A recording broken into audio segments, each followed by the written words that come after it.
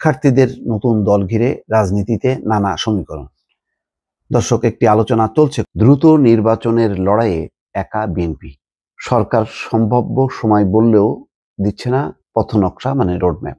আজকের এই ভিডিওটা অতি গুরুত্বপূর্ণ। দেখা মাত্র প্রত্যেকটা বাংলাদেশি নাগরিক এটা ভিডিওটা শেয়ার করে দিবেন, কারণ আমি যে তথ্যগুলো দিচ্ছি। নাম, নেতৃত্ব, কমিটি ও গঠনতন্ত্র চূড়ান্ত হয়নি। শিক্ষার্থীদের নতুন দল ঘিরে রাজনীতিতে নানা সমীকরণ। দর্শক, একটি আলোচনা চলছে খুব জোরে সোরে, এবং সেই দলের গতি প্রকৃতি কেমন হবে, তার সাথে সরকারের সম্পর্ক কেমন হবে, সেগুলো নিয়ে কিন্তু রাজনীতিতে আলোচনা আছে। এবং বিশেষ করে প্রধান রাজনৈতিক দল বাংলাদেশ জাতীয়তাবাদী দল বিএনপি এই নতুন রাজনৈতিক দলের কর্মকাণ্ড গতিবিধির দিকে নজর রাখছে। কারা এই দলে যাচ্ছে, ইতিমধ্যে একটি আলোচনা যে সিটি এবং পৌরসভার যে কাউন্সিলর, যারা স্থানীয় পর্যায়ে গণ অভ্যুত্থানের সময় আন্দোলনের প্রাককালে লাঠিয়াল হিসেবে কাজ করেছিল, তাদের অনেকেই যোগ দিচ্ছে নতুন এই দলে, এমন একটি অভিযোগ কিন্তু আছে এবং আলোচনা চলছে। তাদেরকে পুনর্বহালের জন্য যে দাবি, সেই দাবির যেই সমাবেশ, সেই সমাবেশে অংশ নিয়েছিল জাতীয় নাগরিক কমিটি। ফলে সন্দেহটা জোরালো হচ্ছে যে এই ইউনিয়ন পরিষদ থেকে শুরু করে সিটি পর্যন্ত যে বিভিন্ন স্থানীয় সরকারের যারা কাউন্সিলর বা মেম্বার, চেয়ারম্যান, তারা হয়তো নাগরিক কমিটিতে যোগ দিতে পারে, নতুন রাজনৈতিক দলে যোগ দিতে পারে। তবে নাগরিক কমিটি না, নতুন একটি নাম হবে। কি নাম হবে সেটি নিয়ে আলোচনা হচ্ছে। সেই নামের আগে পিছে জাস্টিস শব্দটা বসবে বলে এই রিপোর্টে বলা হচ্ছে। কালবেলা রিপোর্টে যেটা বলা হচ্ছে, গত 16 ডিসেম্বর বিজয় দিবসে রাজধানীতে বড় শোডাউন করে নতুন দল গঠনের বিষয়ে জানান দেয় জাতীয় নাগরিক কমিটি। বড় ছিল নিঃসন্দেহে তাদের এই শোডাউনটি। রাষ্ট্র সংস্কার ও পুনর্গঠনের লক্ষ্যে গঠিত জাতীয় নাগরিক কমিটি এবং গণঅভ্যুত্থানের পক্ষের শক্তির সমন্বয়ে এই দল গঠিত হবে। অর্থাৎ এই সংস্কার কার্যক্রমের সঙ্গে যারা জড়িত আছে, যেই নাগরিক কমিটির সমর্থন তারা, এবং যেই গণঅভ্যুত্থানের যেই যারা লড়েছিল, যে ছাত্ররা, তাদের সমন্বয়ে এই দলটি হবে। নাম চূড়ান্ত না হলেও দলের আগে পরে থাকতে পারে জাস্টিস শব্দটি।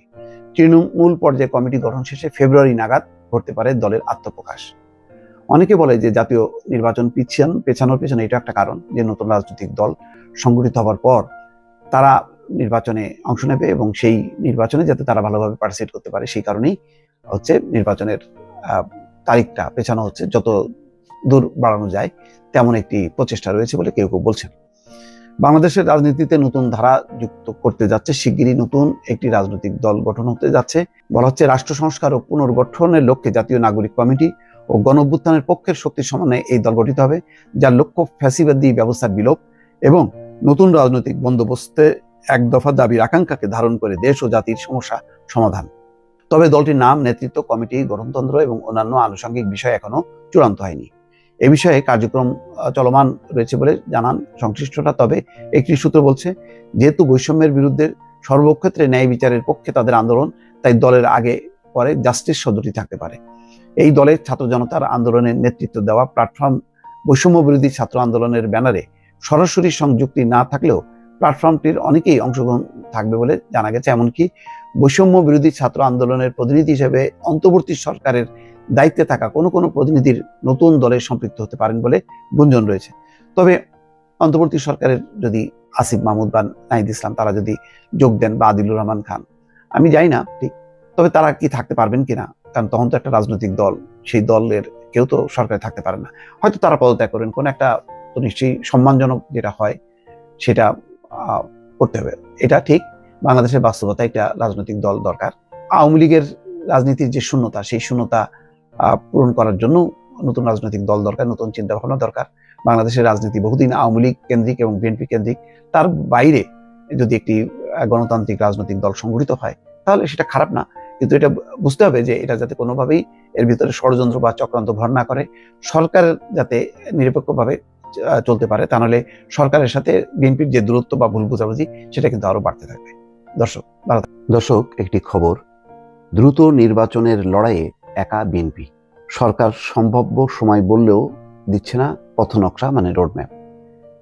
এই যে দ্রুত নির্বাচনের লড়াইয়ে একা বিএনপি, আসলেই এখন বাস্তবতা তেমনটাই মনে হচ্ছে। জামাত ইসলাম চুপচাপ, এক এক সময় এক এক রকম কথা বলছে। যেমন আজকেই জামাতের আমির যে কথা বলেছেন যে আমরা দ্রুত নির্বাচনের জন্য মরিয়া না।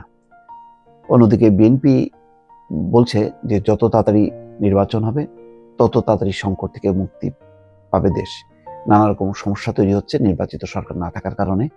বিভিন্ন সংস্কার বাস্তবায়ন সেটাও জনপ্রতিনিধিরা করবে। সুতরাং এই কারণে নির্বাচনটা হওয়া দরকার দ্রুত এবং একেবারে সঠিকভাবে বলা দরকার যে কোন বছরের কোন মাসে এই নির্বাচনটা হবে। তো কিন্তু বিএনপি যে কথাটি বলছে তার সাথে কিন্তু আবার বৈষম্য বিরোধী যে ছাত্র আন্দোলন তারা বলছে যে শেখ হাসিনা সহ আওয়ামী সহযোগী যারা গণহত্যার সঙ্গে জড়িত তাদের বিচার না হওয়া পর্যন্ত কোনো নির্বাচন নয় এবং পূর্ণাঙ্গ তারা সংস্কার চায়।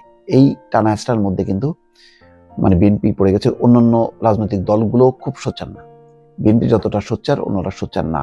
এই কারণে স্থায়ী কমিটির সদস্য যে স্থায়ী কমিটির যে সভা হয়েছে সেখানে তারা সমমনা দল অর্থাৎ আন্দোলনের সহযোগীদের সঙ্গে তারা আলোচনা করে সিদ্ধান্ত নেবে যে এই পরিস্থিতিতে কি করণীয়।